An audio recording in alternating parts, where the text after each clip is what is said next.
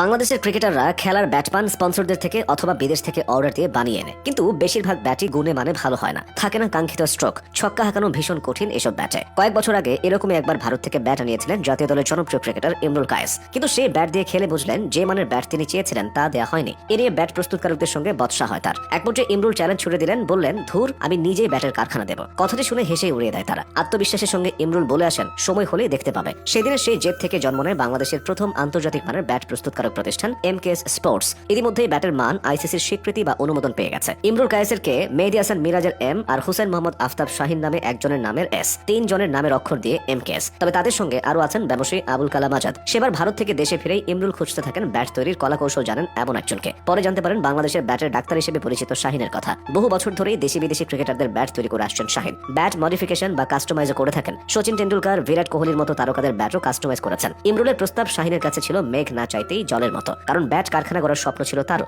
Bat তৈরির মূল দায়িত্ব তারই। ব্যাটের কাজ নিয়ে 2 বছর পড়াশোনা করেছেন শাহিন, ফলে খুঁটিনাটি বিষয়গুলো তার নখদর্পণে ছিল বলা চলে। পরে এই উদ্যোগে সামিল হন জাতীয় দলের অলরাউন্ডার মিরাজ এবং ব্যবসায়ী আবুল কালাম আজাদ। তারা আছেন বিনিয়োগকারী হিসেবে। এই 4 জনের সমন্বিত উদ্যোগে বাংলাদেশের প্রথম ব্যাট তৈরির প্রতিষ্ঠান হিসেবে গড়ে ওঠে এমকেএস স্পোর্টস। রাজশাহীতে তাদের কারখানা। এসএস, গ্রেনিকলস এর মতো বৈশ্বিক কোম্পানিগুলো যে কাঠ দিয়ে ব্যাট বানায়, এমকেএসও সেসব কাঠ দিয়ে ব্যাট বানাচ্ছে। বিশ্বের সেরা ক্রিকেটাররা যেসব ব্যাট ব্যবহার করে তা বানানো হয় এ গ্রেডের উইলো কাঠ থেকে। এই কাঠ খুব একটা সহজলভ্য নয়। বিশ্বে ইংলিশ উইলো আছে প্রায় 400 প্রজাতির। এর মধ্যে মাত্র একটি জাত স্যালেক্স আলভিন ইংলিশ উইলো দিয়ে নাকি বানানো হয় ক্রিকেট ব্যাট। এই ব্যাটেরও আবার 5টি গ্রেড। গ্রেড 1 বা সেরা মানের ব্যাটটা বাংলাদেশে আসে খুবই কম, মাত্র 10%। বাকি ইংলিশ উইলোর ব্যাটগুলো এত ভালো নয়। ইমরুল এই চ্যালেঞ্জটি নিয়েছেন। তিনি ইংল্যান্ডে গিয়ে বাছাই করে এসেছেন কাঠ। এমকেএস স্পোর্টসের ব্যাট তৈরির জন্য উইলো কাঠ আনা হচ্ছে সুদূর ইংল্যান্ড থেকে। 16 শতকে ক্রিকেট ব্যাটের আকার ছিল অন্যরকম। এখনকার মতো সেগুলো এত চওড়া ছিল না। তখন ব্যাটের পুরো অংশে ছিল একটাই কাঠ। এখন ব্যাটগুলোর হাতল এবং নিচের অংশ থাকে আলাদা, দুটি বানানো হয় ভিন্ন প্রক্রিয়ায়। কাঠগুলো শুরুতে মাপ মতো কেটে নেওয়া হয়, এরপর শুকিয়ে নেওয়া হয়। তারপর ব্যাটের নিচের অংশটি ব্লেড দিয়ে চিরে চিরে মসৃণ করে একটি আকার দেওয়া হয়। খুন্তি করাতের মতো যন্ত্র ব্যবহার করলেও গোটা কাজই করতে হয় হাত আর চোখের ক্ষমতা ব্যবহার করে। তবু সবগুলো ব্যাট যে হুবহু একই রকম হয় তা কারিগরদের দক্ষতার কারণে।